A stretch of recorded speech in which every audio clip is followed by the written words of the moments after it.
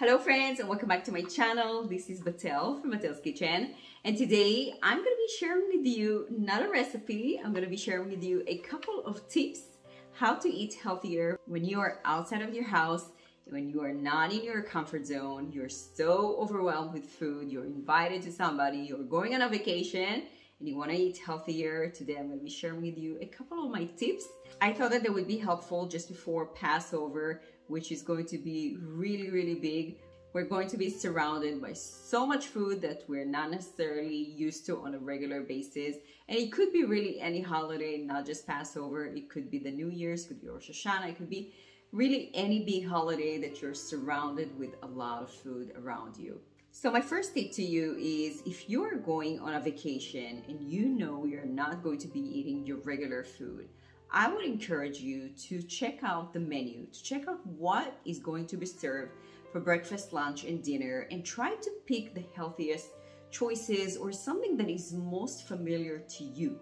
For instance, when I go out and I know that during the day I'm going to be exposed to some very appetizing meals, I would try in the morning to eat very light, maybe some plate of fruits and a couple of nuts. And then I would try to stretch with it until I eat a bigger meal when I really feel like I enjoy it, as opposed to eating a big meal in the morning and then eat a very big lunch and dinner later on.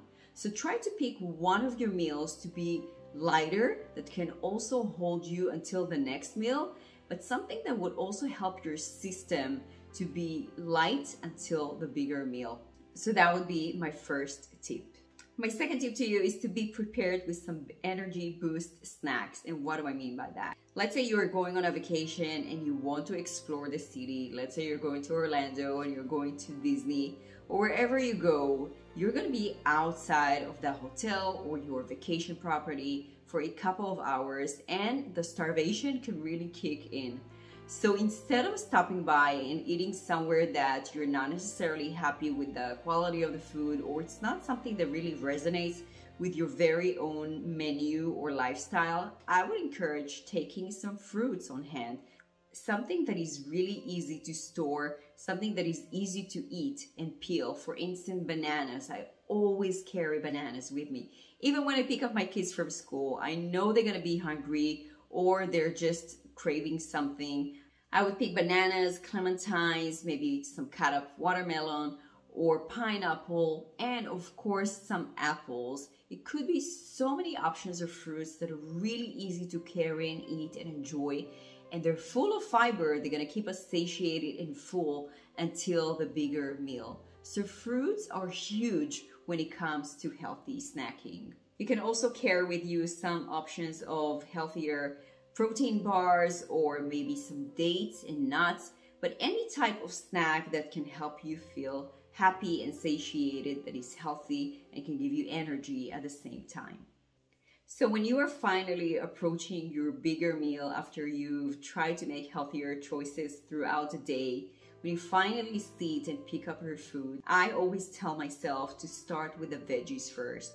So what I like to do is take my plate and cut it in half, and then one part of the plate would be loaded with vegetables and the other part of the plate would be food that I want to try and eat, or food that is going to be the main meal, like protein, like grains, legumes, whatever it is that you pick. The other half of the plate does need to be loaded with vegetables that are basically the fiber that is going to keep us really satiated and full.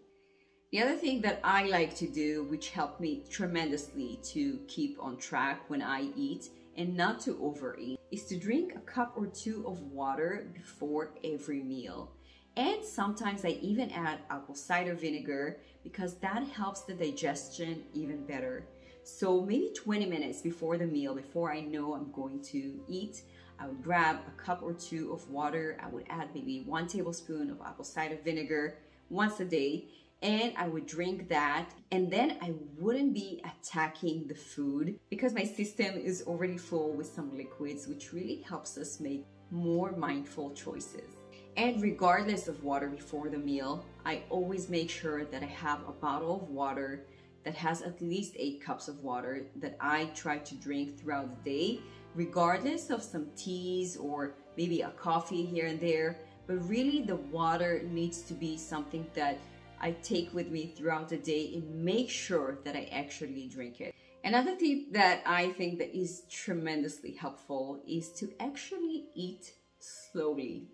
So this is a tip that I took from my Monadist. He has a whole book, How to Eat Healthier.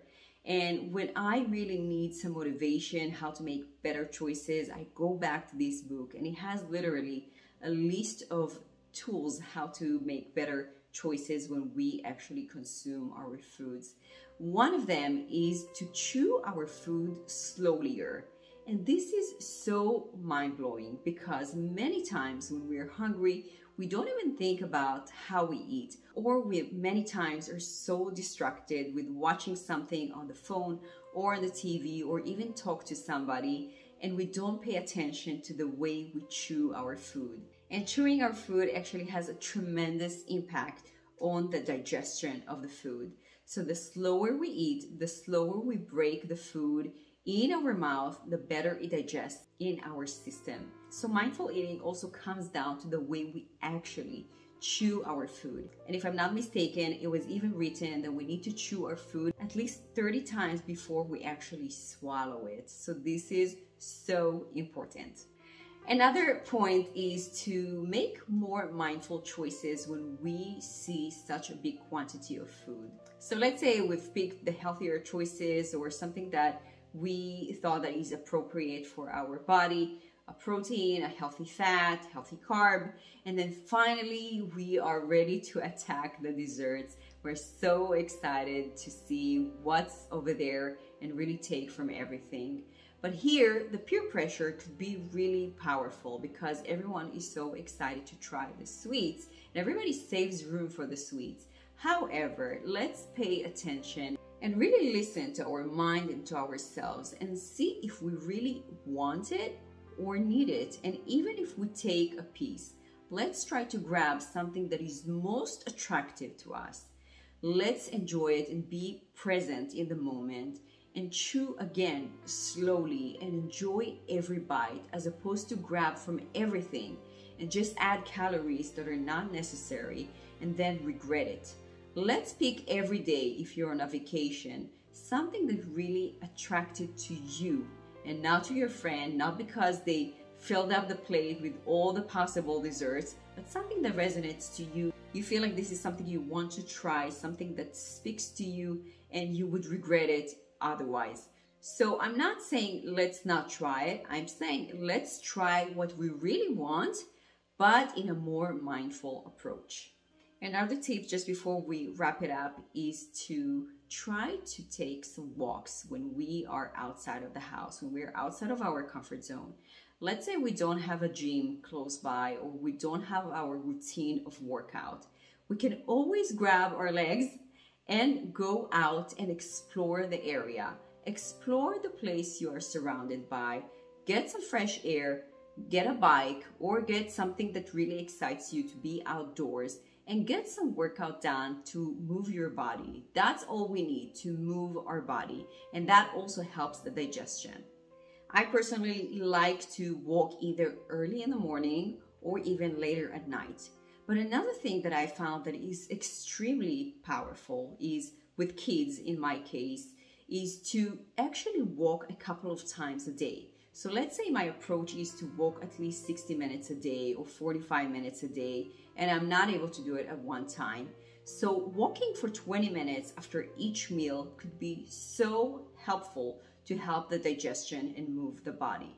So if you are walking for 20 minutes after 3 meals a day, you've got your 60 minutes of walking, and that could be so powerful and so much fun for you, for your partner, for your kids, and get fresh and clear-minded for the next meal. And my very last point to wrap it up is, which is not less important than all the tips that I've shared until now, is to allow yourself to have fun with your family and friends and your loved ones.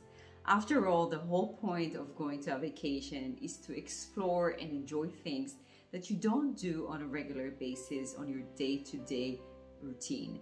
So when you go out, go with a mindset that you can definitely enjoy, you can definitely have fun, you can definitely explore with the mindset and all the knowledge that you have in your hands, how to make better choices for your body. After all, the body that we have is a temple, and this temple should be respected and treated respectfully. So when we actually eat, we want to avoid things that will hurt us or some things that would make us feel sick and not joyful after. So I hope I was able to share with you some valuable tips today. However, I thought that it would be nice if I share with you my very own experience, how I actually manage my lifestyle when it comes to food and a well-balanced lifestyle in general. If you found any of these tips valuable and interesting, I would love to hear your thoughts in the comments down below. And I want to take this opportunity to thank you so much for helping me grow on this channel, for all your lovely comments and for your participation. It means so much to me. Keep it coming, and I'll be coming back with some amazing recipe for you guys. Thanks so much for watching, and I will see you in the next video. Bye-bye.